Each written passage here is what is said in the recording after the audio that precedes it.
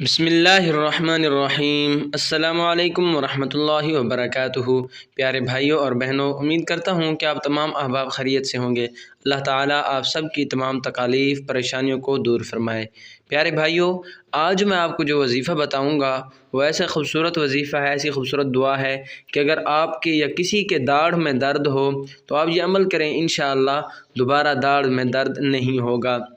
داڑھ کے درد کے لیے داڑھ پر انگلی رکھ کر اول و آخر 7 مرتبہ درود شریف پڑھنا ہے اور 7 مرتبہ سورۃ الفاتحہ الحمدللہ رب العالمین یہ مکمل غیر المغضوب علیہم ولا الضالین تک اس طرح پڑھیں کہ جب اہدنا الصراط المستقیم پر پہنچیں تو اس آیت مبارکہ کو یعنی اہدنا الصراط المستقیم کو 7 بار دہرائیں۔ 7 بار سورۃ فاتحہ پڑھنی اور ہر مرتبہ اس آیت کو 7 بار دہرائیں، پھر سورت مکمل کر لیں، اس طرح 7 بار پڑھیں، پھر درود شریف اگین 7 مرتبہ پڑھیں لاسٹ میں۔